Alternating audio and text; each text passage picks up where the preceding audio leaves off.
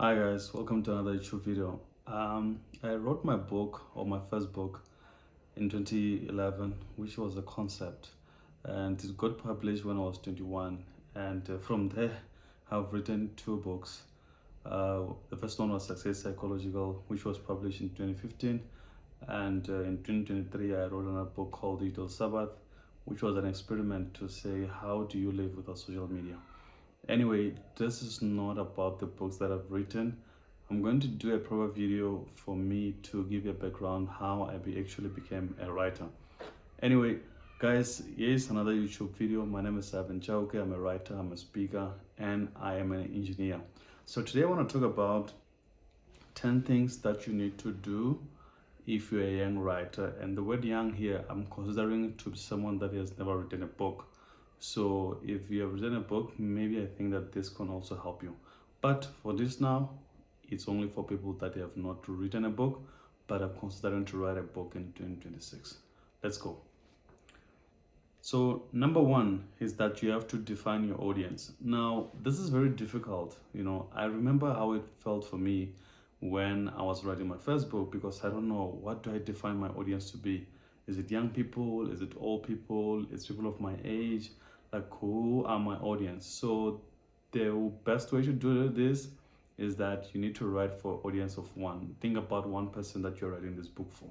In my case, I was just writing the book for me. Number two, write the way you talk. When people think about writing a book, they think like they have to change themselves, they have to make it sound different, they have to sound English. But I can tell you, I know so many writers. For example, Hosea Rampega, he writes the way he speaks. He mixes his book with English and Spedi, and it's just the way he speaks, and he still gets the book out to the people, and people like it because they understand that this is how he speaks. So I'll always say, don't try to sound to be someone else. Try to sound the way that you sound.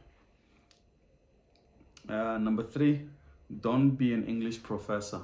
One of the things that has made me to feel so good about my first book is when people told me that my books are easy to read, and I want to keep it like that. So don't try to use big words because you want to sound smart. Like, the most important thing that you want to do is that you want to make sure that you've got a powerful idea. Don't worry about the English. Yeah, you can use every now and then some big words, you throw them there, here and there, but it's not necessary. Just write the book. Okay, so number four, I'll say write for money. Money is nice, money is good. It's going to help you with whatsoever that you're trying to build, whether it's a career or you're just trying to share your story, because you need leverage of tools and mediums and transport and people and teams to be able to reach the audience that you're trying to reach. So most people will say, I'm just passionate about writing, I don't need money. And then just in the middle of their writing journey, they realize that actually they need the money. So from the beginning, just write for money. Number five, build your audience before you need it. Choose a platform that is comfortable for you, whether it's Facebook, whether it's X, whether it's YouTube, whatever you decide. Just make sure that you've got an audience that you can able to engage in. Share your work, share your poems. Let people know what type of writing do you do, what type of work you produce before you need those audience. Because at one point you're gonna need them to buy whatsoever that you're making.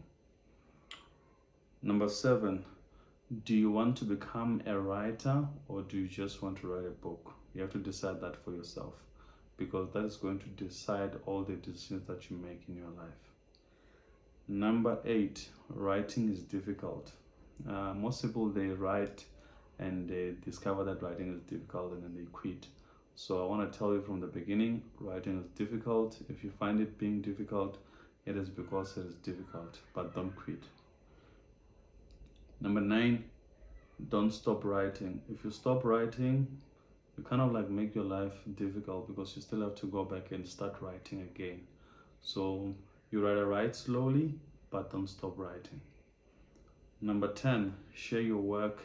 Don't worry about who's gonna steal it. Don't worry about who will break in. Don't worry about anything.